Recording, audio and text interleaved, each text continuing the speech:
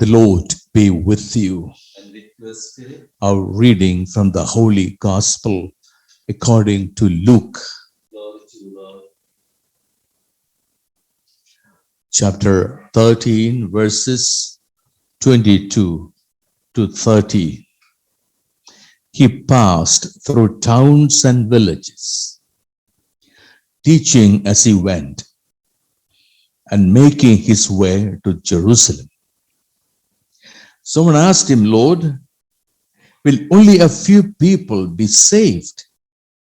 He answered them, strive to enter through the narrow gate. For many, I tell you, will attempt to enter, but will not be strong enough. After the master of the house has arisen and locked the door, then will you stand outside knocking and saying, Lord, open the door for us.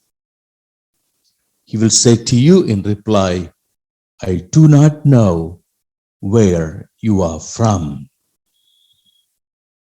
And he will say, we ate and drank in your company, and you taught in our streets.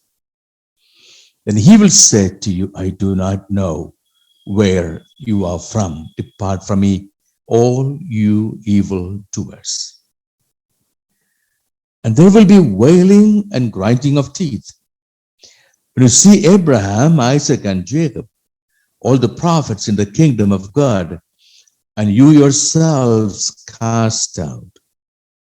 And people will come from the east and the west, and from the north and the south, and will recline at table in the kingdom of God. For behold, some are last, who will be the first, and some are first, who will be last. Gospel of the Lord. My dear sisters and brothers, the gospel has a very remarkable statement in the first verse itself. Jesus was going about in villages and towns, preaching, teaching, working miracles, calming the sea, healing the sick, raising the dead. But he was moving towards Jerusalem. In the original Hebrew, it is his face was turned towards Jerusalem. What does it mean? The face of Jesus was turned to Jerusalem. Jerusalem was the city of the Most High God. Jerusalem was where the temple was situated. Jerusalem was where the presence of God was assured. The temple consecrated to the glory of the Heavenly Father. His face was towards Jerusalem. It was in Jerusalem that Jesus would offer himself as sacrifice for the salvation of humankind, the cross. What does the cross mean? And Paul tells us, cross means obedience, total, complete obedience to the will of the Heavenly Father. To such extent, he would offer himself. The face of Jesus was always turned to Jerusalem. That is the narrow gate that Jesus speaks about. Our faces must always be turned to God.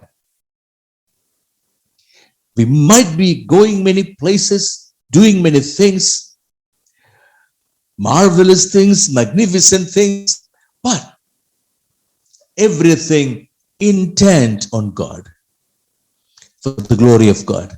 It's like an arrow. An arrow is shot. An arrow goes flying to the one particular point. Arrow might go through many places, but the one intent of the arrow, sharp arrow, going to hit a particular spot. So shall be our life. We go through many places, we meet many people, we do many things, and yet, as the face of Jesus was turned to Jerusalem, our heart, our face, our life must be oriented towards God, to do God's will. That is a narrow way. The wide way of 20, 30 lanes laid up in front. The magnificent, the wide way. That's the way of the world. Doing things for forgetting God, doing things for our own success, going places for our recreation, solving problems, all centered on the world. The narrow way is to be centered on God. Everything I do for my God. Let us ask the Lord this grace to live for Him to that extent that we are ready to die for Him. Everything for the Lord. Amen.